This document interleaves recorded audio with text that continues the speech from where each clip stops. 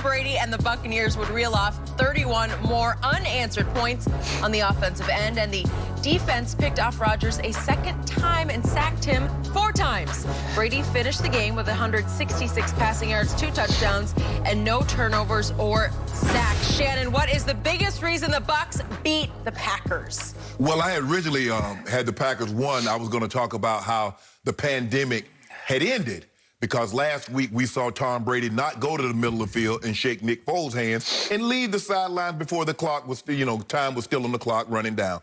But then all of a sudden yesterday he beats Aaron Rodgers and he beelines like Usain Bolt for the, the 100-yard dash finish line. Yeah. But I'm not going to do that. I'm going to let you and I'm going to let all these Tampa Bay fans have their moment. You deserve your moment. The biggest reason the Packers lost this game, Skip, is that Aaron Rodgers did not play well yesterday. That pick six, you normally throw a pick six on the road, Skip, you get you in trouble. I would say probably 60, 70% of the time you're going to lose the game. And then the very next series, he comes back out and he throws another. They have a 10-0 lead in this ball game, Skip, and they're doing a number on Tampa. They got Tom Brady off balance. They're running the football. But if you look at it, go back and look at it, Skip, nothing that the Packers were doing early on really was on script. A lot of times Aaron Rodgers was breaking contain, throwing the ball off script. So give Tampa credit. And then once that pick six happened, and then they came right back and they got another touchdown, it was 14-0, Todd Bowles unleashed the Hounds. And when he unleashed the Hounds, it was the Hounds of hell. They came with double gut blitz. They were bringing both linebackers.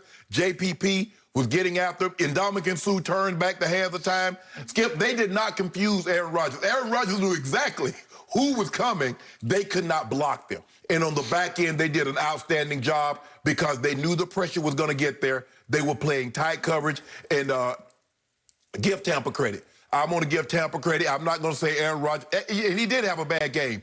But I believe his bad game was contributed to, was added to, was compounded by Tampa's defense and what they were able to do with him.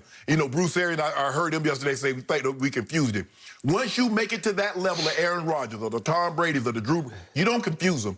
You just put heat on them, speed them up, and get them out of their rhythm. So for me, I just thought those 2 interceptions that he threw yesterday flipped the momentum of the ball game. They were never able to get that momentum back. So give Tampa credit. And I know you want to rant and rave, and you got your little jersey on, the little Tom Brady. It looked like a little bit too small for you anyway. But Aaron Rodgers, that was only his 3rd career pick six of his career. Tom Brady got 4 of them in the last 8 games. So it just goes to show you how rare that is for Aaron to play as bad as he played yesterday. But today is all about Tampa, that defense, and what they were able to do. That defense gets an A++ because one of the best offenses in football, it made it look pedestrian. It made it look mundane. So I want to give Tampa credit. They won it. The Packers did not lose it. Interesting. So I decided that this morning here on Undisputed, I'm not going to pile on my man Shannon Sharp. I'm not going to rub it in. What is that? But I will say, to begin my unleashing here, that you have been wrong on Tom Brady. You have retired him for 4 straight years. And yesterday, Tom Brady had the best QBR in all the league. Week 6 QBR of 96. Is that good? Scale of 0 to 100. Aaron Rodgers had an 18. So my scoreboard read 96 to 18. Tom Brady over Aaron Rodgers. Not 38-10, huh? No, it was not. Although, if you asked Tom Brady today, this morning, hey, Tom, what down is it? He'd say, I think Green Bay's down 38 to 10. How about that? Okay, yeah, so much for not gloating and piling on. The GOAT, the undisputed GOAT, Thomas Edward Patrick Brady Jr., was so much better than the man you call the greatest thrower of the football ever. And I would submit to you today that Aaron Rodgers had the worst game of his career yesterday at Tampa Bay. Given the stakes, given the magnitude, given the matchup, with a man he calls a friend, but obviously two Hall of Fame-bound quarterbacks. Fierce competitors. Yes, two fierce competitors. I think it was the worst game of his career. I won't argue that. And he said he needed an extra finger of scotch last night, if not tequila. I think he needed 8 or 10 extra fingers last night, because that was a beat down. Just take it to the head, Tom. That was a disaster. It was. In the second quarter, your man Aaron Rodgers, the greatest thrower of the football ever, went 3 of 13 for a grand total of 21 yards. This is just the second quarter. He got outscored 28-0 because he nearly threw 2 pick sixes, as you pointed out, one for sure. And the next series, ball gets deflected by Carlton Davis, and it goes off Devontae's fingertips and up in the air, and it's intercepted and nearly housed. Yes. It went to the 2-yard line, giving Tom Brady, obviously, and company an easy score there. Right. So, meanwhile, in the second quarter, the GOAT was going 12 of 14 for 96 yards, which basically put the game away just in the second quarter alone. So, to your point, it looked like Aaron Rodgers was starting to front run, LeBron-esque front run at 10-0 because he owned that game.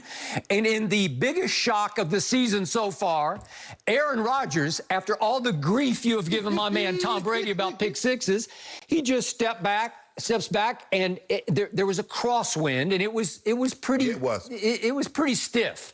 And he fires one to the boundary, and whew, that was it. Jamel Dean steps in front of it, and it is gone. And it took my breath away, and it probably took your heart. Late right? inside, that's what you're going to get. Okay, that's what you're going to get. We've obviously seen Brady do that twice already and throws to Justin Watson of Penn.